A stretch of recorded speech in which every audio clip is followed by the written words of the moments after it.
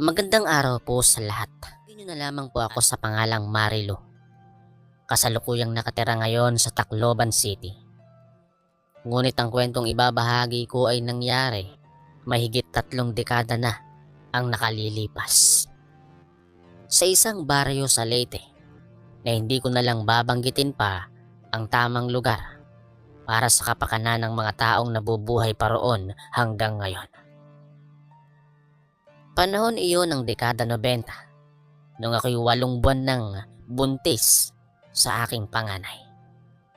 Mainit ang panahon noon at kahit papano ay masaya ako dahil nakatakda kaming magbakasyon ng asawa kong si Ramon sa kanilang probinsya.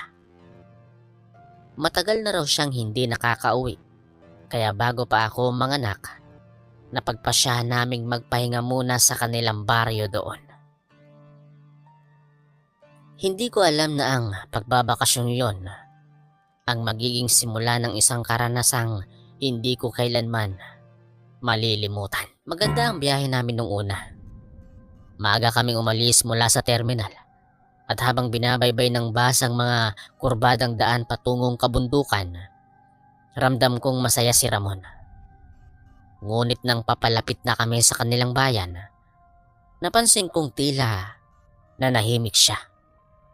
Panay na ang buntong hininga niya at parang may mabigat na dinadala. Hindi ko yun binigyan ng mali siya. Baka pagod lang siya sa biyahe o baka may inaalala lang tungkol sa kanilang lugar. Pagbaba namin sa mismong daan papasok sa baryo, sinalubong ako ng kakaibang tanawin. Malawak ang mga palayan. Ang hangin ay may halong amoy ng tuyong damo at abo mula sa nasusunog na dayami. May mga matatandang nagbubuhat ng sako ng palay at mga batang tumatakbo sa gilid ng daan. Para sa isang gaya kong tagalungsod, tila napakaganda ng katahimikan ng probinsya. Pero sa ilalim ng katahimikang yon, may kung anong pakiramdam na hindi ko maipaliwanag. Parang may mga matang nakamasid sa amin. Habang naglalakad kami patungo sa bahay ng kanyang mga magulang, napansin kong may isang babaeng nakatayo sa ilalim ng punong mangga. Mahaba ang buhok niya, halos umabot hanggang bewang. At sa unang tingin ay maganda siya. Payat, maputi at nakaputi ring bestida. Nang magtagpo ang aming mga mata, ngumiti siya sa akin. Isang ngiting malamig. Ngunit magalang kong sinuklian yon ng simpleng ngiti rin. Akala ko'y isa lamang siyang kapitbahay na nais bumati. Pero nang lumingon ako kay Ramon, bigla siyang namutla at tila napatigil sa paglalakad. Napatingin din siya sa babae. At sandaling parang hindi siya makahinga. Maya-maya pa'y nagpatuloy kami sa paglalakad. Naroon pa rin ang babae sa likod namin. Ngunit nang muli akong lumingon, bigla siyang nawala. Inakala kong baka lumihis lang ito ng daan. Ngunit ramdam kong hindi yon normal. Habang patuloy kami sa paglalakad, mas naramdaman kong parang bumibigat ang paligid. Tahimik ang lahat. Pati ang hangin ay tila huminto. Nang pagsapit namin sa bahay ng mga biyenan ko, sinalubong kami ng mga ngiti at halakhakan. Si Aling Cora, ang ina ni Ramon, ay agad akong niyakap. Mabait siya at tila tuwang-tuwa na makita kami. Pinakain nila kami ng tinolang manok at ginataang langka. Sa unang araw, ayos naman ang lahat. Pero habang ako'y nakaupo sa terasa, biglang pumasok sa isip ko yung babae sa ilalim ng mangga. Hindi ko maiwasang mapaisip kung sino siya at bakit parang kilalang kilala siya ng asawa ko. Kinagabihan, habang nakahiga ako, hindi ako makatulog. Mainit ang pakiramdam ko at tila ang hangin sa loob ng kwarto ay mabigat. Pumikit ako, pilit na pinapakalma ang sarili. Ngunit ilang sandali lang, may narinig akong tunog sa labas. Mahina nung una, parang kaluskos. Nakakala ko'y hangin lang. Pero lumakas ito. Parang may mabagal na paglapag sa bubong. Dahan-dahan akong bumangon at nakinig. Doon ko narinig ang kakaibang tunog. Isang mahinang tunog na parang kutsarang kinakalansing sa plato. Parang nangsikip ang aking dibdib. Hindi ko alam kung ano yun. Ngunit ang kutob ko'y hindi yun hayop. Ang kutob kong iyon ay sinamahan ng malamig na simoy ng biglang dumaloy sa loob ng silid. Parang gusto kong tumakbo palabas at pumunta sa mga kapitbahay. Pero parang may pumipigil sa akin. Tumayo ang mga balahibo ko sa batok. At nang ilingon ko ang mga mata ko sa bintana, nakita kong bahagyang gumagalaw ito. Maingat akong lumapit doon, ngunit hindi ko pa man naaabot ay may naamoy akong kakaibang amoy.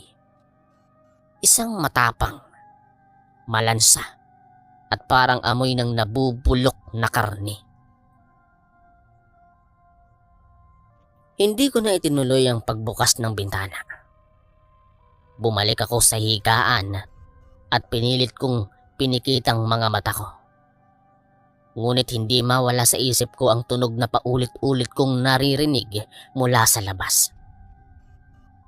Hanggang sa unti-unti na akong dinalaw ng antok, kahit puno ng takot ang dibdib ko. Kinabukasan ay maagang gumising ang biyenan kong babae. Habang nagluluto siya ng almusal, lumapit ako sa kusina at inalok niya ako ng kape. At habang humihigop ako, naisip kong banggitin ang narinig kong tunog kagabi. Sa pagkakabanggit ko pa lang ng salitang tik-tik, napatingin siya sa akin. At tila nag-iba ang muka. May takot sa kanyang mga mata, ngunit hindi siya nagsalita. Tahimik niyang tinuloy ang pagluluto, habang ako naman ay nakatulala sa tasa ng kape. Ramdam kong may nalalaman siya, ngunit pinili niyang manahimik. Makalipas ang ilang oras, umalis si Ramon upang puntahan ng ilang kakilala sa baryo. Naiwan akong muli sa bahay kasama ang aking dalawang biyenan. Habang naguhugas ako ng pinggan, napansin kong may mga uwak na paikot-ikot sa kalangitan. Sa tapat mismo ng bahay.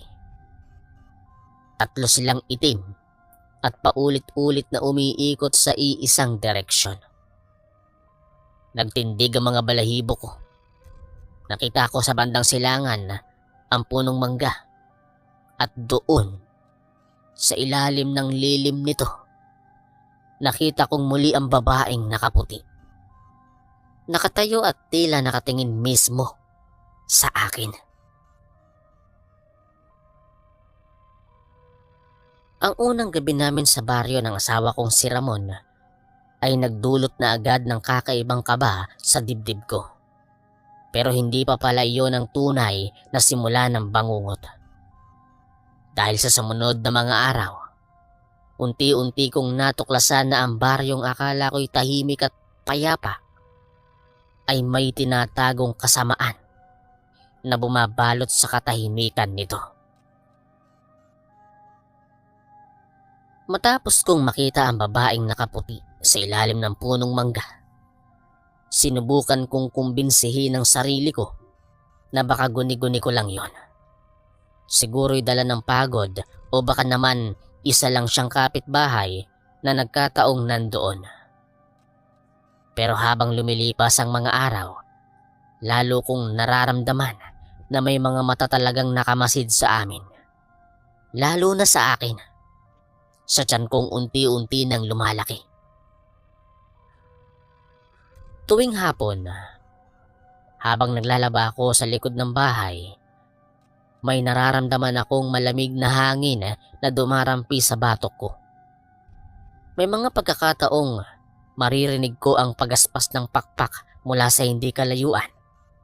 Pero paglingon ko naman ay wala namang kahit anong ibon o paniki. Isang gabi, habang kumakain kami ng hapunan, napansin kong tila nag-aalala si Aling Cora. Panay ang tingin niya sa bintana at parang hindi mapakali. Nang matapos kami, agad siyang nagwali sa labas at nagsaboy ng asin sa may pintuan. Hindi ko man maintindihan ang dahilan. Alam kong may ibig sabihin yon. Sa baryo raw kasi nila, panlaban ng asin sa mga masasamang nilalang. Pagkatapos niyang magwalis, sinindihan niya ang isang maliit na lampara at inilagay iyon sa may altar sa sulok ng bahay. Ang liwanag mula roon ay tila nagbibigay ng ginhawa. Pero sa likod ng mga aninong naglalabo-labo sa dingding, parang may mga matang nakatingin pa rin.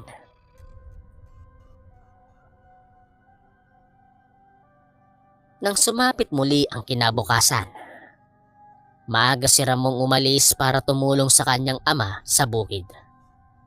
Naiwan ako sa bahay kasama ang biyenan kong babae. Habang nag-aalmusal kami, bigla siyang nagtanong kung nakaramdam daw ba ako ng kakaibang bagay nitong mga nagdaang gabi. Hindi ako agad nakasagot. Pero nang mabanggit ko ang tunog na narinig kong tiktik at ang babaeng nakaputi, biglang namutla ang biyenan kong babae. Tumahimik siya ng ilang sandali. Bago niya marahang sinabing huwag daw akong lalabas ng bahay kapag gabi na.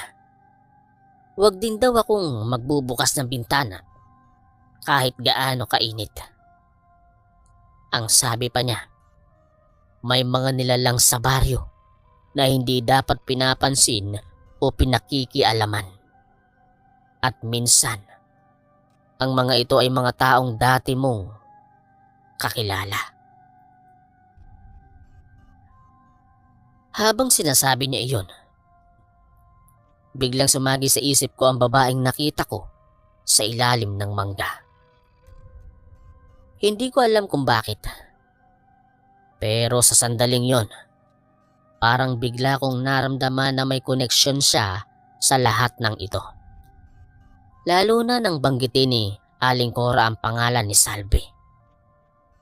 Ayon sa kanya, si Salve raw ay dating kasintahan ng kanyang anak bago ako makilala ni Ramon. Maganda raw ito, mahinhin at laging suki ng kanilang pamilya noon. Ngunit nang pumanaw ang ina ni Salve, nagbago raw ang lahat. Bigla na lang daw itong naging tahimik, laging nag-iisa at halos hindi na lumalabas ng bahay. At ang mas nakakatakot pa, nang mamatay ang ina nito, may mga hayop na raw ang biglang nawawala sa baryo. Mga manok, baboy, at minsan ay pati aso ng kapitbahay. Mula noon, nagsimula ang mga bulong na baka may lahing hindi pangkaraniwan si Salve. Ayokong maniwala agad, pero habang nakikinig ako sa kwento ng aking biyenan, parang lumilinaw sa isip ko ang imahe ng babaeng nakita ko sa punong mangga. Ang maputing balat, ang malalim na mata, at ang kakaibang ngiti na tila nanunuot sa kaluluwa. Lumipas ang ilang araw at habang papalapit ang gabi, mas lalo kong nararamdaman ang kakaibang presensya sa paligid. May mga gabing parang may mabigat na nilalang sa bubungan at maririnig mo ang banayad na pagaspas ng tila lumilipad. Isang beses, nagising ako sa kalagitnaan ng gabi dahil parang may dumadampi sa aking tiyan. Hindi ko alam kung bangungot lang yun, pero nang idilat ko ang mata ko, nakita kong bukas ang bintana. Pinilit kong bumangon. Nanginginig ang kamay ko habang sinasara ko ito. Hindi ko alam kung bakit, pero pagtingin ko sa labas, may isang aninong nakatayo sa may puno ng nyog. Mababa ito, baluktot ang likod, at tila nakayuko habang nakatingin sa bahay namin. Mabilis kong isinara ang bintana at itinaklob ang kumot sa katawan ko. Wala akong lakas para sumigaw. Pakiramdam ko ay parang napako ako sa higaan sa sobrang takot. Kinabukasan nun, sinabi ko kay Ramon ang tungkol sa nangyari. Ngunit parang iniiwasan niyang pag-usapan yon. Halata kong may alam siya, ngunit ayaw niyang aminin. Sa halip, nagpasya siyang samahan ako sa bahay buong araw. Pero nang sumapit ang tanghali, dumating ang isang matandang babae. Bitbit ang isang bilao ng mga prutas at gulay. Kilala raw siya ni Ramon. Si Salve. Sa sandaling makita ko siya, naramdaman kong muli ang lamig na dumampi sa balat ko noong unang gabi. Hindi ko alam kung bakit, pero tila nanigas ako sa kinatatayuan ko.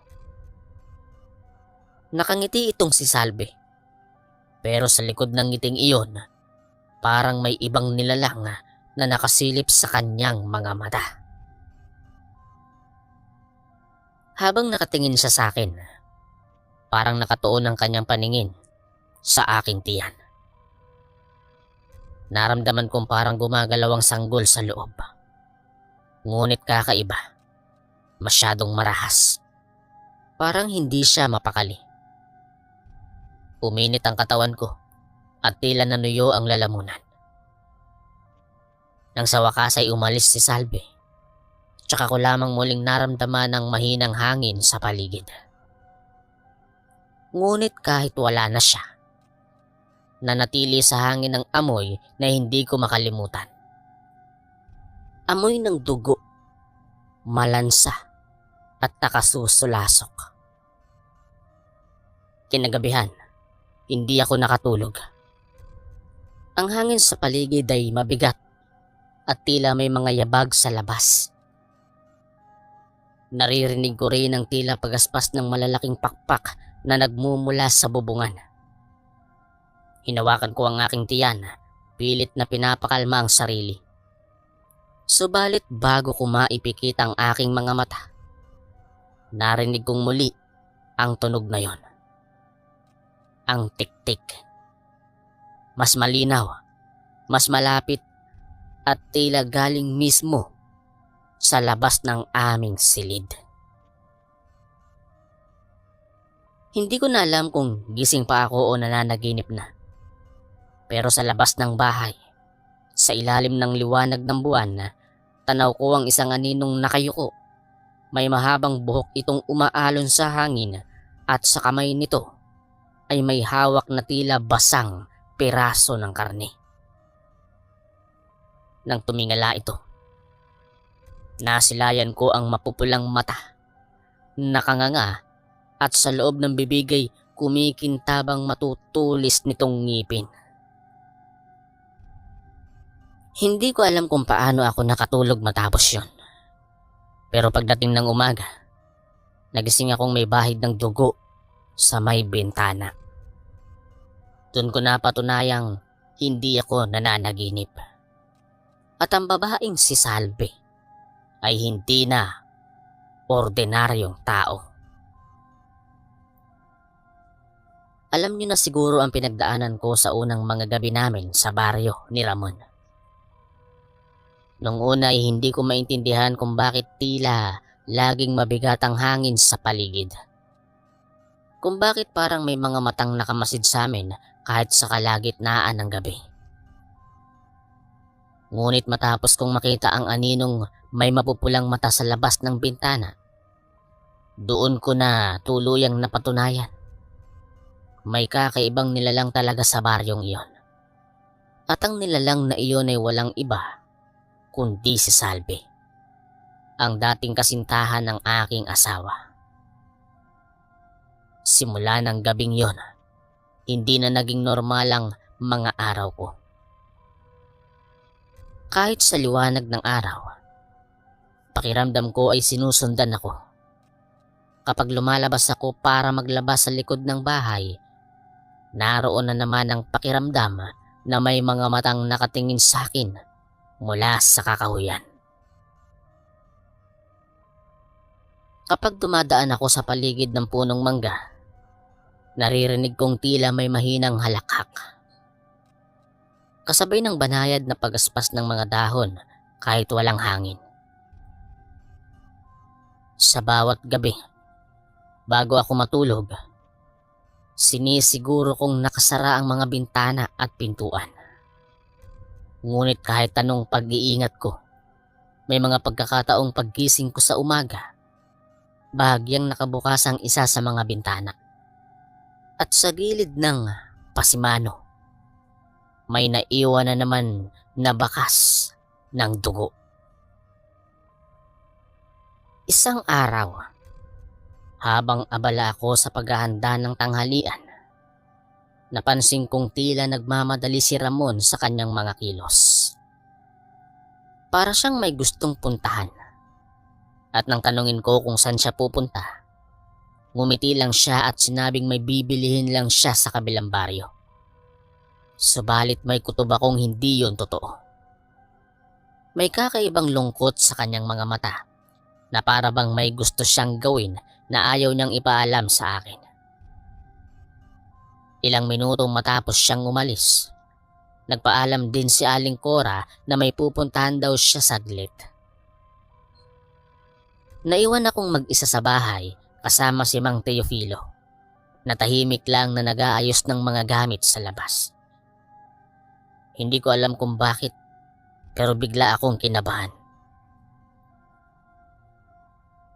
Lumipas ang halos isang oras, at sa di kalayuan, nakarinig ako ng mga malalakas na sigawan. Hindi ko maintindihan kung ano ang sinasabi ng mga tao, ngunit halatang may kaguluhan. Gusto kong lumabas para tingnan yon, ngunit pinigilan ako ni Mang Teofilo. Hindi raw ligtas sa labas kapag may mga ganong sigawan sa baryo. Tumahimik na lamang ako, ngunit nanlamig ang mga kamay ko nang biglang dumating si Aling Cora. Habol ang hininga at pawis na pawis. May takot sa kanyang muka, at nang magtagpo ang aming mga mata, alam kong may mabigat siyang sasabihin. Sa pamamagitan ng pabulong na tinig, sinabi niyang nakita raw niya si Ramon sa bahay ni Salvi. Hindi raw niya ito sinundan, pero mula sa labas ay tanaw niya ang loob ng bahay. Nakita niyang magkasama ang dalawa, at sa isang sulok ay may isang matandang babae. Payat, kuba, at tila may kinakaing hilaw na karne. Nang bumaling daw si Salvi sa liwanag, nagulat siya dahil namumula ang mga mata nito. At sa ilalim ng bibig ay may bakas ng dugo. Halos hindi siya makahinga sa nasaksihan, at dali-dali siyang umalis bago pa siya makita. Hindi ko alam kung ano ang mararamdaman ko nun. Takot, galit o pagkabigla. Ang asawa kong si Ramon na buong akala ko'y walang lihim ay nandoon pala sa bahay ng dating kasintahan niyang ngayon ay isang nilalang na halimaw. Pero sa halip na magalit, Napalitan yon ng kaba. Dahil baka may masamang mangyari sa kanya. Ang babaeng si Salve ay hindi na tao. At kung totoo ang nakita ni Aling Cora, baka tuluyan ng mapahamak ang asawa ko. Kinabukasan, wala pa ring Ramon na umuuwi. Hanggang sa maggabi at dumilim na ang paligid. At sa bawat sandaling lumilipas, mas lumalalim ang aking takot.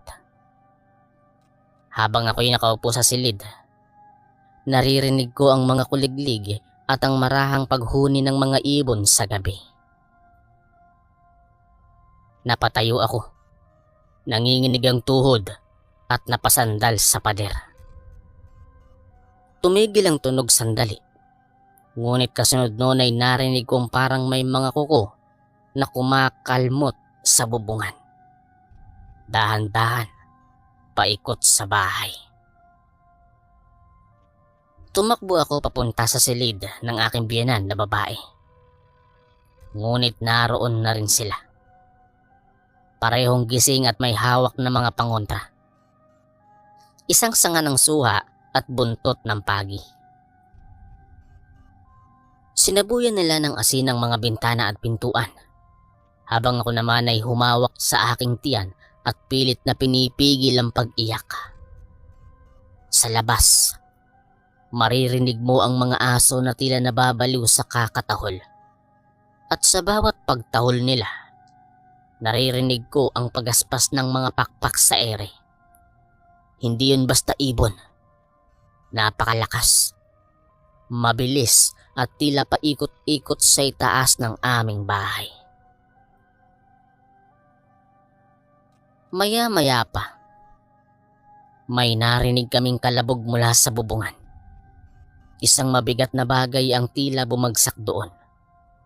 At kasabay nun, may malakas na tunog ng halakhak. Malalim, garalgal at parang mula sa nilalang na hindi dapat umiiral sa mundong ito. Hindi ako makagalaw. Ngunit nang lingunin ko si Aling Cora, nakita kong nanlilisik ang kanyang mga mata. Hawak-hawak ang itak at may tapang na parang matagal nang pinaghahandaan ang ganitong pangyayari. Binuksan niya ang pinto at sa sandaling yon, sumalubong sa amin ang hangin na parang may dalang amoy ng dugo at pagkabulok. Sa labas ng bakuran, sa ilalim ng mapulang buwan, nakita ko si Ramon. Nakatayo siya, pawisan at tila nang hihina. Sa harap niya ay si Salve. Nakaputing bestida. Ang buhok ay magulong-magulo at sa kanyang mga mata ay kumikislap ang matinding galit. Sa tabi ni Salve ay may matandang babaeng inilarawan ni Aling Cora. Payat, halos kalansay at ang mga daliri ay mahahaba. Tila may mga kuko ng hayop. Ang kanilang mga ngipin ay matutulis at sa bawat ngiti nila ay dumadaloy ang pulang likido sa gilid ng kanilang bibig. Nang sandaling yon, tumakbo si Aling Cora palabas at hinila si Ramon palayo. Napatigil si Salve, ngunit nag-iba ang anyo ng kanyang muka. Ang kanyang balat ay parang nagiging kulay abo at ang kanyang mata ay mas lalong nagliliwanag. Nang mapaatras si Ramon, biglang sumugod ang matandang kasama niya. Ngunit bago pa ito makalapit, inihagis ng aking biyenan na lalaki ang buntot ng pagi at tumama ito sa nilalang. Isang nakabibinging sigaw ang sumabog sa dilim. At ang katawan ng matanda ay parang unti-unting naglalaho sa ilalim ng liwanag ng lampara. Umalingaw-ngaw sa buong paligid ang halakhak ni Salve bago siya mabilis na naglaho sa gitna ng hangin. Nang matapos ang lahat, nanghihina si Ramon at halos hindi makapagsalita. Dinala siya ng kanyang ama sa loob ng bahay at doon siya inupuan ni Aling Cora habang umiiyak. Ako na may nanatiling tahimik, hawak pa rin ang tiyan at sa labas, unti-unting bumalik ang katahimikan. Pero alam kong hindi pa tapos ang lahat. Sapagkat ang halimaw na yon, si Salve, ay hindi pa rin tuluyang nawawala. Sa gabing yon, habang lahat ay natutulog, nagising akong muli sa tunog na hindi ko na kailanman malilimutan. Mahina ngunit malinaw, at alam kong sa labas ay mayroon na namang nilalang na nag-aabang. Ang gabing halos ikabaliw ko sa takot at hanggang ngayon ay sariwa pa rin sa alaala ko. Sa gabing iyon, matapos ang engkwentro sa labas ng bahay, inakala naming ligtas na kami. Akala namin ay tuluyan nang nawala si Salve at ang kasamang matanda nito. Ngunit mali kami. Ang katahimikan ng baryo ng gabing yon ay hindi pala kapayapaan, kundi isang hudyat ng muling pagbabalik ng dilim. Habang nakahiga ako, yakap ang aking tiyan, hindi ako makatulog. Si Ramon ay nakaupo sa gilid ng kama, tahimik, tila nag-iisip. Ang mukha niya ay maputla at kahit anong tanong ko ay wala siyang sinasabi. Hanggang sa unti-unti kong napansin na nanginginig ang kanyang katawan at ang kanyang mga mata ay tila wala sa tamang ulirat. Lumapit ako sa kanya, pero nang hawakan ko ang kanyang kamay, malamig ito. Mas malamig pa sa hangin ng madaling araw. Paglingon niya sa akin, nanlaki ang mga mata ko sa nakita ko. Ang kanyang mga mata ay namumula at sa gilid ng labi niya ay may manipis na bakas ng tugo. Hindi ko alam kung guni-guni lang yon, pero nang sandaling iyon ay tila hindi ko na siya kilala. Tumayo siya at lumabas ng kwarto. Mabagal ang mga hakbang, parang wala sa sarili. Sinundan ko siya at nang buksan niya ang pinto ng bahay, sumalubong sa amin ang malamig na hangin at ang halimuyak ng nabubulok na laman. Sa liwanag ng buwan, nakita ko ang isang figura sa malayo. Isang babae, nakatayo sa gitna ng daan, nakaputing bestida at nakatingala sa aming bahay. Walang iba kundi si Salve. Napatigil si Ramon, ngunit bago ko pa siya mahawakan, nagsalita siya ng mahinang tinig na halos hindi ko marinig. Wala na raw siyang magagawa at may kailangan daw siyang tapusin. Bago ko pa siya mapigilan, lumakad siya papalayo, tila inaakit ng hindi nakikitang puwersa. Napasigaw ako ng mahina, ngunit pinigilan ako ni Aling Cora mula sa likod. Ang sabi niya, may sumpang gumagapos sa anak niya. At tanging sa pagputol ng koneksyon kay Salve iyon, mababasag. Hindi ko maintindihan ng lahat. Pero nang makita kong papalapit si Ramon kay Salve, alam kong kailangan kong gumawa ng paraan. Agad kong hinanap sa altar ang buntot ng pagi at kinuha ko rin ang sanga ng suha na nakatuhog sa may bintana. Habang lumalakad ako palabas, naririnig ko ang pag-iyak ni Aling Cora at si Mang Teofilo naman ay nagsusunog ng mga dahon ng lubigan sa paligid bilang panangga. Ang hangin ay naging mabigat at ang mga aso sa paligid ay sabay-sabay na tumahol. Nang makalabas ako sa bakuran, napansin kong mas maliwanag ang buwan kaysa sa dati. At sa liwanag nito ay malinaw kong nakita si Salve. Ang kanyang balat ay parang pinutla ng apoy. At sa bawat paggalaw niya ay tila may sumisirit na usok. Nakatingin siya kay Ramon na parang may minamando. Sa pagitan nila ay ang hangin na kumikintab sa liwanag. Isang manipis na anyo ng uling at dugo. Parang tali na hindi nakikita ng karaniwang mata. Doon ko naintindihan. Pinapasunod niya si Ramon at ang tali ng sumpa ay nakakabit sa pagitan nila. Lumapit ako, nanginginig, ngunit buo ang loob kong wakasan yon. Itinaas ko ang buntot ng pagi at dahan-dahang lumapit. Hindi ako pinansin ni Salve. Nakatuon lang siya sa asawa ko. Nang malapit na ako, itinuro ko ang buntot ng pagi sa gitna ng hangin, kung saan tila nagkakaroon ng pagliyabang tila tali ng sumpa. Nang sandaling yon, may malakas na sigaw na sumabog sa paligid. Si Salve ay napaatras at si Ramon ay napaluhod sa lupa, habang hawak ang ulo. Parang nakikipaglaban sa sarili.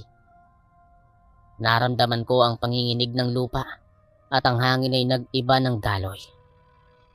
Ang amoy ng dugo at asopre ay humalo sa paligid. Nang lingunin ko si Salve, nakita kong unti-unting nagbabago ang anyo niya. Ang maganda niyang mukha ay nagiging kulubot. Ang balat ay nangingitim at ang kanyang buhok ay tila nagiging parang mga hibla ng usok. Ang kanyang mga kamay ay bumaba at mula sa kanyang likod ay unti-unting sumibol ang malalaking pakpak. Hindi iyon pakpak ng ibon, kundi ng isang halimaw na matagal nang naninirahan sa dilim. Lumipad siya pataas at mula sa kanyang bibig ay lumabas ang halakhak na umalingaw-ngaw sa buong baryo. Sa takot at galit, inihagis ko ang buntot ng pagi papunta sa kanya at tumama ito sa kanyang pakpak at sa isang iglap, nagliyabiyo na parang tinamaan ng apoy mula sa langit. Bumagsak si Salve sa lupa. Ngunit bago pa siya tuluyang mawala, bigla siyang tumingin sa akin. Ang kanyang mga mata ay hindi galit, kundi puno ng lungkot. At sa loob ng ilang segundo, tila nakita ko ang dating anyo niya. Ang magandang babaeng minsang minahal ni Ramon at marahil ay naging biktima rin ng isang sumpang hindi niya ginusto. Bago siya tuluyang maglaho, narinig ko ang mahina niyang ungol na parang paghingi ng tawad. Pagkatapos noon ay nagliyab ang kanyang katawan hanggang sa maging abo. At ang hangin ay biglang tumahimik. Nang matapos ang lahat, bumagsak ako sa lupa. Pagod na pagod. Si Ramon ay nakahandusay sa tabi ko. Humihinga ngunit mahina. Lumapit ang biyenan kong babae at niyakap kami pareho. Habang ang biyenan kong lalaki naman ay nagsaboy ng abo sa paligid at nagdasal ng taimtim. Ang buong baryo ay nagising sa ingay ng nangyari. At nang makita nila ang abo sa gitna ng kalsada, alam nilang tapos na ang sumpa. Lumipas ang mga araw at unti-unting bumalik sa normal ang lahat. Wala nang mga tiktik, wala nang mga aninong lumilipad sa bubungan, at ang mga hayop ay hindi na nawawala.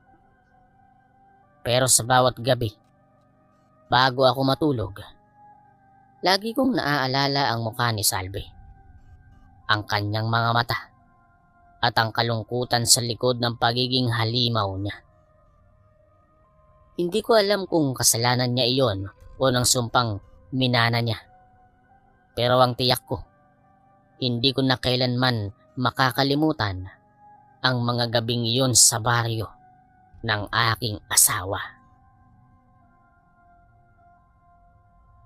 Pagkalipas ng ilang mga buwan, isinilang ko ang aming anak. Isang batang lalaki na malusog at walang anumang kakaiba. Pinangalanan namin siyang Miguel. At sa tuwing tinititigan ko siya, lagi kong sinasabi sa sarili ko na kaya ako nabuhay ay para maprotektahan siya mula sa dilim na minsan ay sumubok pumasok sa aming buhay. Matapos iyon, hindi na kami muling bumalik sa baryo. Ang bahay ng mga magulang ni Ramon ay ibinenta at lumipat na rin sila sa lungsod.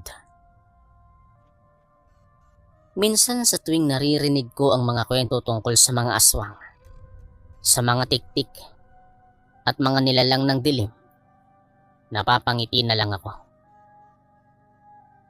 Hindi dahil hindi ako naniniwala, kundi dahil alam kong totoo sila. At minsan, hindi mo malalaman kung sino sa paligid mo ang may itinatagong anyo sa gabi. Ito ang kwento ng bakasyon na akala ko ay karaniwang bakasyon lang. Pero naging pakikipaglaban ko pala para sa buhay ng anak ko. Magpahanggang ngayon, tuwing dumadaan ako sa mga liblib na lugar at maririnig ko sa gabi ang pagaspas ng mga pakpak ng paniki, napapahawak pa rin ako sa aking tiyan. Doon kung saan minsang tinangkang agawin ng dilim ang buhay ng aking anak.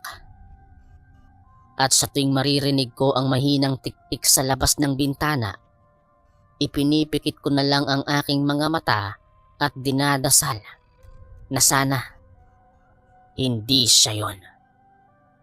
Na sana'y hindi na siya kailanman bumalik. Hanggang dito na lamang po ang aking kwento. Maraming salamat po sa lahat ng mga nakinig. Ako po si Marilo, ang inyong kaistorya.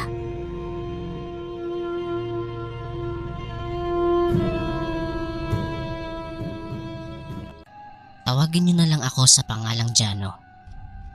Gusto ko lang sanang ibahagi sa inyo itong kwento sa akin ng aking lolo Juan. Bale nangyari ang karanasang ito ni lolo noong kabataan pa lamang niya. Nasa liblib na lugar noon nakatira ang pamilya nila lolo. Kakaunti lamang ang mga taong naninirahan sa kanilang baryo at magkakalayo pa ang mga kabahayan. Tanging mga gasera o lampara lang din ang nagsisilbing ilaw ng mga bahay sa lugar noon nila lolo. Pagsapit pa lamang ng 6:30 ng gabi, halos lahat ng tao ay nasa loob na ng kanilang bahay at nagpapahinga. Walang nangangahas na magpaabot ng gabi sa mga daan dahil bukod sa madilim ay napakadelikado ng mga panahong yon. Sapagkat nauuso sa lugar nila lolo ang aswang na kung tawagin nila ay wuwog. Ayon sa kwento ni lolo sa akin, bago humantong ng 6:00 ng gabi, malimit silang paalalahanan ng kanilang ama na isarado ng mabuti ang lahat ng bintana ng kanilang bahay at maging ang kanilang pinto. Nangangamba daw kasi ito na baka pasukin nga sila ng wuwog nang hindi nila nalalaman at hindi nila napaghahandaan. Dahil natatakot din si lolo noon, ay sinusunod na lamang niya ang kanyang ama. Ayaw din kasi ni lolo Juan na may mangyaring hindi maganda sa kanyang pamilya, lalo na at mapanghas at walang awa ang nilalang na iyon kung pumatay ng mga hayop o tao na makikita nito. Ilang beses na kasing may nabiktimang hayop ang aswang na yon. Nung una ay hayop lang daw ang binibiktima nito. Subalit siguro, nang magkaroon ito ng pagkakataon na makapambiktima ng tao, ay hindi na ito nagdalawang isip na gawin yon. Nang magawa nga niyang makapambiktima ng tao na umuuwi pa sa kabilang baryo, ganoon na lang din ang takot at pangamba ng mga tao sa baryo nila Lolo. Hindi na kasi imposible na gawin niya ulit ang pumatay ng tao dahil nakatikim na ito ng dugo at laman nito. Yun na nga po. Namuhay sa takot ang mga tao sa baryo nila Lolo at maging ang kanilang pamilya. Isang araw nga noon, nagpaalam si Lolo Juan sa kanyang mga magulang na tutungo ito sa gubat. Wala na kasi silang panggatong kaya kukuha siya roon at nang may magamit sa pagluluto ang kanyang ina. Hindi naman mag-isa noon si Lolo dahil sumama sa kanya ang nakababatang kapatid na si Lolo Pido. Ayaw pa sana silang payagan noon ng kanilang ama, ngunit wala na rin naman itong nagawa dahil kung hindi mangangahoy sina Lolo ay wala na silang gagamitin sa pagluluto kinagabihan. Pinaalalahanan na lamang ng kanilang ama sina Lolo Juan at Lolo Pido na wag na lamang silang magpapaabot ng hapon dahil baka kung ano pa ang mangyari sa kanila doon. Tumango na lamang silang dalawa at saka nagpaalam na sa kanilang mga magulang na aalis na sila patungo sa gubat. Naglakad na nga noon sina Lolo Juan at Lolo Pido patungo sa gubat. Nang marating nila ang kagubatan, hindi na sila nag-aksaya pa ng oras at nagsimula na nga silang mamulot ng mga panggatong na dadalhin nila pa uwi. Naging abala sila noon sa pamumulot at hindi na nila namalayan na kakaunti na lang ay makakarating na sila sa gitna ng gubat. Napahinto silang dalawa at tiningnan ang mga naipon nilang panggatong na dala. Ayos na siguro to kuya. Pwede na siguro tayong bumalik sa bahay, sabi pa noon ni Lolo Pido kay Lolo Juan. Umiling naman noon si Lolo Juan at pinagsabihan ng kanyang kapatid na hindi pa iyon sapat para sa ilang araw nilang panggatong. Kaya nagpatuloy pa sila sa paghahanap ng kahoy. Narating na rin nila ang gitna ng gubat ng mga panahong yon. Napahinto pa si Lolo Juan dahil nagdalawang isip siyang tumuloy pa. Natatakot na rin siya na baka kung ano ang mangyari sa kanila kung sakaling lalayo pa sila. Dahil doon, niyaya na lamang niya ang kanyang kapatid na umuwi na lamang at babalik na lang ulit sa susunod para manguha. Sinang-ayon na naman siya ni Lolo Pido kaya nagsimula na silang maglakad pa uwi sa kanilang bahay. Subalit ilang hakbang pa lang noon ang nagagawa nilang magkapatid ay natigil kaagad sila.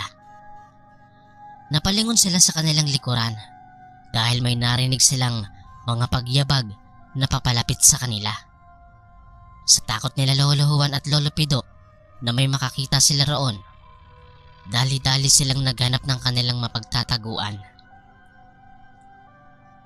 Nung nakapagtago na sila, napapasilip na lamang silang dalawa upang tingnan kung sino ang paparating.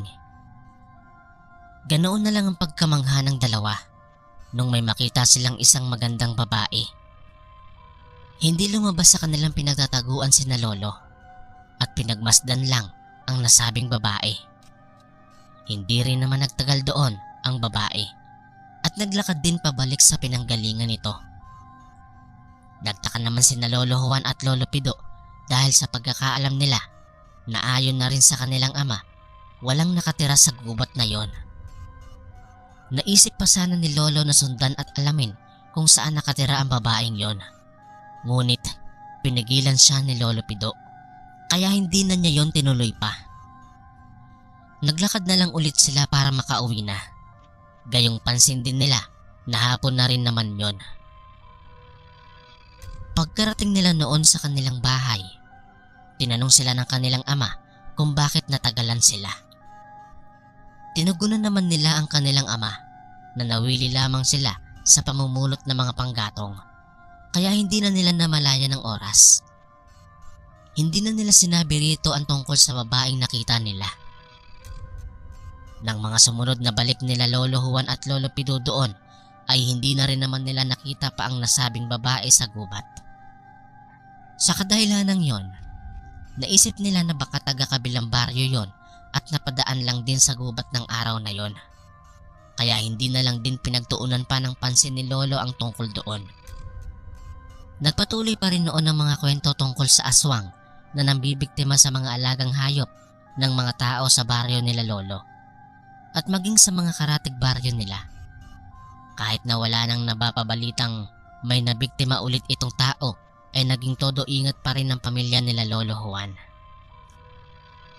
Hanggang sa isang gabi noon, pakiramdam ni Lolo ay hindi siya makatulog. Hindi siya dinadalaw ng antok kahit na ilang beses na siyang nagpalit-palit ng pwesto. Sa kadahilanang yon, nagpasya na lamang siyang bumangon at maupo sa kanyang higaan. Sa hindi inaasahan ni Lolo Juan, bigla siyang may naulinigang ingay mula sa labas ng kanilang bahay. Nagtaka siya dahil iyon ang unang beses na nakarinig siya ng ganong ingay. Nakuryoso si Lolo Juan dahil doon, kaya minabuti niyang silipin ang labas ng kanilang bahay. Dahan-dahan pa ang kanyang mga pagyabag ng mga oras na yon. Hindi alam ni Lolo, pero kakaiba ang kutob niya sa ingay na naririnig niya. Naghanap si Lolo ng maliit na butas noon kung saan pwede siyang makasilip sa labas ng kanilang bahay. Nung makahanap nga siya, ay hindi na siya nagdalawang isip na silipin ang labas ng bahay nila.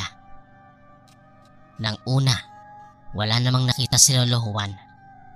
Pero naririnig pa rin niya ang ingay na yon.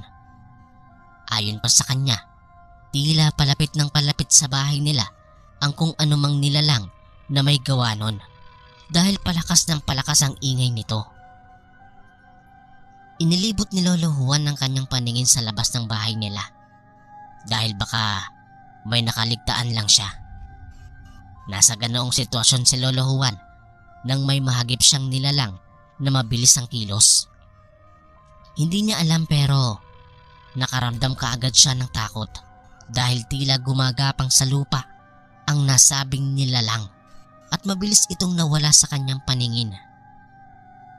Napagtanto rin ni Lolo na tila iyon ang may gawa ng ingay na naririnig niya. Muli pa niyang nakita ang nasabing nilalang at sa pagkakataong yon, kahit papaano ay nakita nitong parang ulo lamang ang hubog ng nakita nitong nilalang. Ano kaya yon? Unang beses ko palang makakita ng ganong nilalang ah. Anang Lolo sa kanyang sarili. Dahil labis ang pagtataka niya kung anong nilalang ang nakita niya. Nagmatsyag pa siya ngunit hindi na ito bumalik pa at kasabay nga ng pagkawala nito, bigla ring natahimik ang paligid nila Lolo. Nagpasya na lang si Lolo na matulog ng mga sandaling yon. Kinaumagahan, maaga siyang nagising at naabutan ng kanyang ama na nagkakape. Naisipan niyang sabihin sana ang tungkol sa nakita niya ng gabing yon. Ngunit naisip niya na baka pagalitan siya dahil baka hindi siya natulog ng maaga at kung ano-ano pang mga bagay ang nakikita niya. Kaya sinarili na lang muna ni Lolo Juan ang tungkol doon. Nang mga sumunod na gabi, hindi na rin naman naulit ang ganoong pangyayari. Dahil doon, naisip ni Lolo na baka guni-guni lang niya ang nakita niya at narinig niya ng gabing yon. Subalit isang gabi ulit noon, napatunayan ni Lolo na hindi lamang guni-guni ang lahat dahil muli niyang nakita ang nasabing nilalang. Matutulog na sana ng mga oras na yon si Lolo nang marinig niya ang pamilyar na ingay. Dali-dali siyang bumangon sa kanyang higaan upang silipin ang labas ng kanyang bahay. Nagtungo ito sa dating pwesto at hindi nga siya nabigo nang makita ulit ang nilalang na pinanggagalingan ng ingay na naririnig niya. Subalit sa pagkakataong yon, tila naging mabagal ang paggapang ng nilalang na yon sa lupa. Mas malapit rin yon kay Lolo Juan, kung kaya kahit papaano ay kitang-kita niya kung ano ang nilalang na yon. Ganoon na lang ang takot na naramdaman ni Lolo nang mapag-alamang ulo na may nakalawit na lamang loob ang kabuuan ng anyo ng nilalang. Hindi makapaniwala si Lolo Juan sa nakita niya, kaya sa hindi inaasahan ay nakagawa siya ng ingay. Dahil doon, mabilis na napalingon sa direksyon niya ang nilalang. Bahagya namang nagtago si Lolo lalo na nang makita nitong mabilis na lumalapit ang nilalang patungo sa direksyon niya. Sinubukan ni Lolo na hindi mapasigaw ng mga sandaling iyon, kahit na alam niyang nasa dingding lamang ang pagitan nila ng nilalang. Ilang minuto rin ang itinagal ni Lolo sa ganoong posisyon bago niya naisipang siliping muli ang labas ng kanilang bahay. Inakala kasi niya na wala na ang kung anumang nilalang na yon, ngunit saktong pagsilip ni Lolo ay bumungad sa kanya ang isang mata ng nilalang. Hindi na napigilan ni Lolo Juan na mapasigaw dahil sa takot na nararamdaman niya ng mga oras na yon. Dahil din sa ginawang yun ni Lolo, tila nakaramdam ng pananabik ang nilalang. Iniuumpog ng nilalang na iyon ang kanyang sarili sa dingding dahil sa pagnanais na pasukin ng aking abuelo. Marahil narinig ng kanyang mga magulang ang pagsigaw na yun ni Lolo, kung kaya nagising ang mga ito. Patakbong pumasok ang mga ito sa silid ni Lolo at kaagad siyang nilapitan ng mga to. Nanginginig ng mga oras na yun si Lolo Juan, kaya hindi niya nagawang sagutin ang tanong ng kanyang ama kung ano ang nangyayari sa kanya. Subalit kahit na hindi man sabihin ni Lolo kung ano ang dahilan ng kanyang pagsigaw, nakita rin ng kanyang ama ang nilalang na nasa labas ng kanilang bahay. Nagulat kasi ito nang muling iumpog ng nilalang ang kanyang sarili sa dingding, kaya napasilip din ang ama nito roon at nakita nga nito ang nilalang na yon. Napamura kaagad ang ama ni Lolo dahil sa nakita niya. Sinabihan pa niya sina Lolo Juan na lumayo sa dingding dahil baka mapasok sila ng aswang. Noon lang din napagtanto ni Lolo na aswang na pala ang nakikita niyang yon. Hindi tayo dapat matakot lang. Kailangan maggawin ako, sabi ng ama ni Lolo. At nagpasya nga itong lumabas ng kanilang bahay upang harapin ang nilalang. Dala-dala nito ang kanyang itak. Subalit nang makalabas noon si Lolo, mabilis naman daw na umalis ang nilalang. Hindi na nakita ng kanyang ama kung saan ito nagpunta, kaya bumalik na lang ito sa loob ng kanilang bahay. Kinausap naman ng kanyang ama si Lolo Juan tungkol sa nilalang na nakita niya. Hindi na nailihim ni Lolo na iyon ang pangalawang beses na nakita niya ang nilalang na yon. Noon din ay sinabi sa kanya ng kanyang ama na iyon marahil ang uri ng aswang na nambibiktima sa baryo nila at maging sa iba pang mga nayon. Wuwog ang tawag sa nilalang na yon. Ulo na may kasamang lamang loob na siyang ginagamit nito sa pagpatay, sabi ng ama ni Lolo Juan sa kanya. Naliwanagan naman noon si Lolo Juan tungkol sa aswang na nakasalamuhan nila ng gabing yon.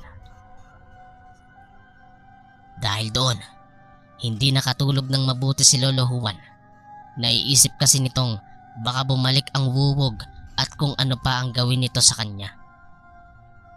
Hanggang sa mag-umaga na nga noon, ay panay ang matsyag ni Lolo Juan sa kanyang paligid. Maaga na lamang siyang bumangon upang magkape kasama ang kanyang ama. Napag-usapan pa nila ang tungkol sa aswang na nakasalamuhan nila.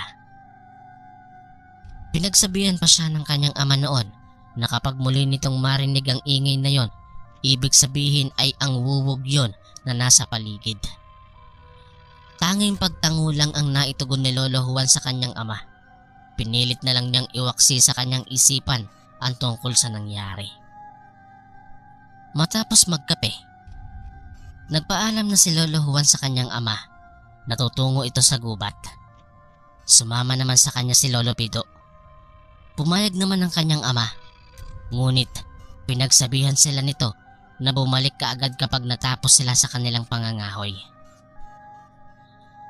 Nagsimula na nga sina Lolo Juan at Lolo Pido sa paglalakad nila patungo sa gubat. Walang kibo naman si Lolo Pido at nakasunod lang kay Lolo Juan. Nung marating nila ang gubat, ay tahimik silang naghanap ng mga kahoy na maaari nilang gawing panggatong. Nakarating na sila sa gitna ng gubat noon. Ngunit kakaunti pa lang ang kahoy na kanilang natitipon. Dahil doon, nagpasya ang dalawa na maghanap pa at hindi na naisip kung hanggang saan sila aabutin. Nagpatuloy sila sa paghahanap ng panggatong hanggang sa nakalampas na sila sa gitna ng gubat. Sa hindi nila inaasahan noon, may natanaw silang maliit na kubo. Nakuryoso silang dalawa kung sino ang nakatira doon, kaya minabuti nilang alamin. Lumapit sila sa nasabing kubo at nagtago sa puno na malapit doon. Sinilip nila kung may lalabas na tao roon at hindi nga sila nabigo dahil makalipas lamang ang ilang sandali ay may lumabas na isang babae doon. Natanto nila Lolo Juan at Lolo Pido na ang babaeng lumabas ay ang babaeng nakita nila ng nakaraan. Nagkatitigan pa silang dalawa dahil doon. Hindi kasi nila inaasahan na ang kubong yun pala ay ang tirahan ng babae. Nanatili sila roon ng ilang minuto hanggang sa niyaya na ni Lolo Pido si Lolo Juan na magpatuloy sa kanilang paghahanap ng panggatong para makauwi na sila kaagad. Akmang maglalakad na nga sana sila paalis doon nang marinig nila ang boses ng babae. Napakamalumanay nito kung kaya hindi nakaramdam ng kahit anong kaba o takot man sina Lolo sa kanya. Niyaya niya sina Lolo na tumungo sa kanyang kubo. Nagdadalawang isip pa sana noon si Lolo Pido na sumama sa babae. Ngunit wala na siyang nagawa pa kung hindi sumunod na lang kay Lolo Juan na noon ay hila-hila pa ng babae. Pinapasok sila nito sa kanyang bahay at binigyan ng maiinom. Pagkapasok pa lang nila, pansin na nilang dalawa ang hindi kaaya-ayang amoy ng bahay ng babae. Subalit kahit na ganon, hindi na lang nila iyon pinansin pa. Dahil na rin nakaramdam sila ng uhaw, ininom na lang nila ang tubig na inihanda ng babae para sa kanila. Hindi nila naisip na marahil ay may balak na gawin ng babae sa kanila dahil ayon kina Lolo, napakaamo ng boses at mukha nito. Iyon nga po, matapos nilang inumin ng tubig na binigay ng babae, nakaramdam daw ng kakaibang hilo sina Lolo Juan at Lolo Pido at bigla na lang daw silang bumagsak sa lupa. Bago sila tuluyang mawalan ng malay, nakita pa nila ang babae na kumuha ng pisi para itali sila. Gabi na nang magising sila noon. Nakatali pa silang dalawa at nasa harapan nila ang babae. Nakaramdam kaagad sila ng takot noon sa isiping nanganganib ang kanilang buhay. Nilapitan sila ng babae at napahalakhak na lamang ito dahil sa takot na nakikita nito sa mga mukha nila Lolo Juan at Lolo Pido. Nasa ganoong sitwasyon sila nang makarinig sila ng tinig. Bigla namang nabuhayan ng loob sina Lolo nang matantong boses iyon ng kanilang ama. Sumigaw pa noon si Lolo Juan at humingi ng saklolo. Dali-dali naman siyang nilapitan ng babae at tinakpan ang bibig nito. Susubukan pa sana ni Lolo Pido na sumigaw noon, ngunit naunahan din siya ng babae at binusalan din ang bibig nito. Muli nilang narinig ang boses ng kanilang ama. Subalit sa pagkakataong yon, tila nag-iba ang babaeng kaharap nila. Bigla itong napahawak sa kanyang leeg at napapaungol sa hindi malamang dahilan. Pinagmamasdan lang nila Lolo Juan at Lolo Pido kung ano ang nangyayari sa babae. Namulagat ang kanilang mga mata dahil sa mga nakikita nila ng mga oras na yon. Makalipas nga ang ilang minuto, tuluyang humiwalay ang ulo ng babae at ang mga lamang loob nito sa kanyang katawan. Alam kaagad nila Lolo na iyon ang aswang na nakita nila ng nakaraang gabi. Dahil doon, nagpupumiglas sila sa kanilang pagkatali. Ngunit bigo silang makalis. Naging mabilis naman noon ang galaw ng nilalang at gumapang palabas sa kanyang bahay. Alam ni Lolo na nanganganib ang buhay ng kanyang ama, kaya naganap siya ng paraan para makaalis sa pagkakatali. Nasa ganoong sitwasyon sila nang biglang bumukas ang pintuan ng kubo at tumambad sa kanila ang kanyang ama. May dala itong lampara at itak, at nang makita nito sina lolo ay dali-dali itong lumapit sa kanila. Mabilis na kinalagan ng kanilang ama sina Lolo Juan at Lolo Pido. Nung magtagumpay ito ay hindi na sila nag-aksaya pa ng oras at mabilis silang lumabas sa kubo. Subalit bago pa man sila makalabas noon, hinarangan na sila ng aswang. Napaatras pa sila noon dahil sa pagiging agresibo ng nilalang. Sinubukan namang lumaban ng ama ni Lolo hanggang sa nagkaroon ito ng pagkakataon na matamaan ng nilalang sa isa sa mga nakalawit na laman loob nito.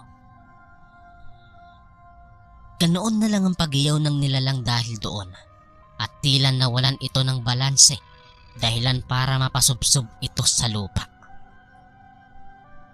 Dahil sa nangyaring iyon, mabilis na lumabas sina Lolo sa bahay ng aswang at saka tumakbo palayo doon. Batid ng ama ni Lolo na ilang minuto rin bago makabangon ang aswang dahil sa sakit na nararamdaman nito. Kaya ginamit nila ang pagkakataong iyon para makatakas. Nung medyo nakalayo na sila sa bahay ng babae, naghanap sila ng mapagtataguan, lalo na at naririnig na nila ang ingay na gawa ng aswang. Nakahanap naman sila noon ng mapagtataguan, kaya doon na nila minatyagan ng aswang. Hindi man sila kaagad natunton ng nilalang, ngunit nagpaikot-ikot iyon sa parteng malapit sa kanila. Pinagmasdan na lamang nila ang ginagawa ng nilalang na animoy galit na dahil nakatakas sina Lolo. Walang ano-ano, bigla na lang nawala ang wuwog at hindi nila alam kung saan ito nagpunta. Maging ang ingay na gawa nito ay hindi na marinig nila Lolo. Inakala nilang wala na ang aswang sa paligid, kaya lumabas sila sa kanyang pinagtataguan. Tatakbo na ulit sana sila, ngunit laking gulat nila nang biglang magpakita sa kanila ang aswang. Hindi na ito nagdalawang isip na atakihin sina Lolo. Mabuti na lang at nakaiwas pa sila sa pag-ataking yon ng wuwog. Tumakbo sila palayo rito, ngunit sinusundan lamang sila ng aswang hanggang sa nahuli nito ang ama nila Lolo. Ipinulupot nito ang kanyang galamay sa braso ng ama ni Lolo. Napakalakas ng pwersa nito dahil nahirapan ang ama ni Lolo Juan na makapiglas dito. Sinubukan pa nitong ipulupot ang kanyang galamay sa leeg ng ama nila Lolo. Ngunit bago pa man ito humigpit ay nakaalis na rito ang ama nila Lolo. Sinigawan pa nito sina Lolo na tumakbo na lamang at siya na ang bahala sa nilalang. Subalit hindi naman sumunod sina Lolo sa ama nila. Nanatili sila roon at naghanap pa ng matulis na kahoy. Ayon kina Lolo, hindi nila naisip na iwan ang kanilang ama dahil mas naisip nilang samahan ito sa pakikipaglaban sa aswang. Hindi man sila ganoon kasigurado kung kaya nila ang nilalang, ngunit wala na silang naisip na ibang dahilan para makaligtas noon kung hindi ang harapin at patayin ang nasabing aswang. Habang nilalabanan ng kanilang ama ang aswang, sinubukan nila Lolo na atakihin ito ng sabay gamit ang matulis na kahoy na nakita nila. Subalit dahil sa liksi ng aswang, nagagawa niyang iwasan ang mga atake nila Lolo. Nagawa pa ngang mahuli ng aswang ang kamay ni Lolo, ngunit hindi nagdalawang isip ang ama nito na putulin ng galamay nitong nakahawak kay Lolo. Napahiyaw ang aswang noon at tila biglang nanghina dahil sa naputol ang isa sa mga lamang loob nito na siyang nagsisilbing galamay niya. Dahil doon, nagkaroon ng pagkakataon sina Lolo na dakpin ng nilalang at ibagsak sa lupa. Gawa nga ng nanghihina ang nilalang, tila humina rin ang puwersa nito at kahit anong piglas nito ay nahirapan na itong kumalas sa pagkakahawak ng ama ni Lolo. Tinulungan naman nila Lolo Juan at Lolo Pido ang kanilang ama noon sa paghawak sa nilalang. Habang hinahawakan nga nila ng mahigpit ang ulo ng aswang, walang pagdadalawang isip naman nilang tinaga ang mga nakalawit na lamang loob ng aswang.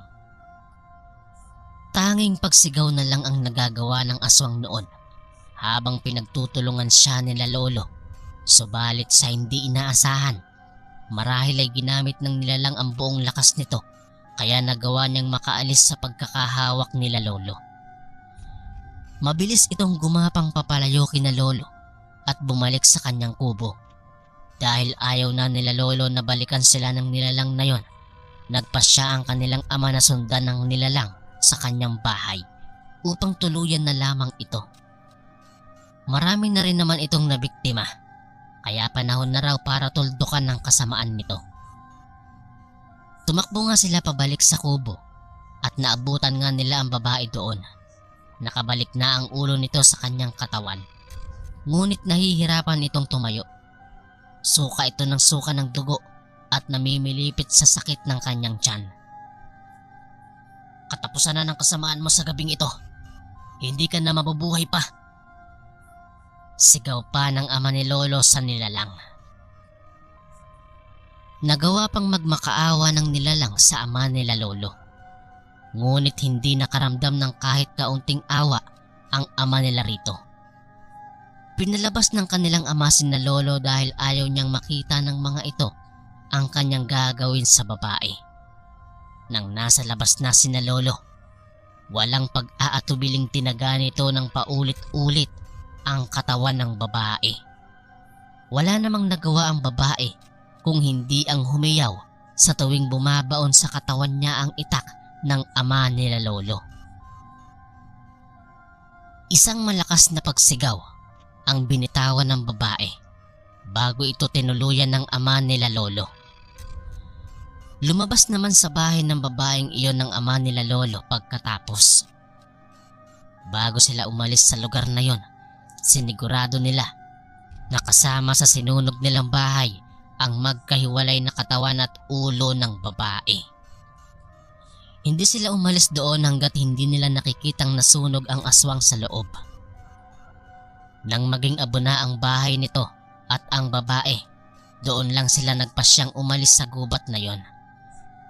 Hindi na sila lumingon pa hanggang sa makarating sila sa kanilang bahay. Nagpasya sila Lolo at ang ama nito na ilihim na lamang ang nangyaring iyon. Kahit na minsan ay napapanaginipan iyon nila Lolo Juan at Lolo Pido, pilit na lamang nilang kinalimutan ang tungkol sa pangyayaring iyon. Simula naman nang mawala nga ang babaeng aswang, wala na rin silang naririnig na mga kwento na may nabiktima pang hayop o tao. Dahil doon, sigurado nga silang iyon nga ang aswang na nambibiktima.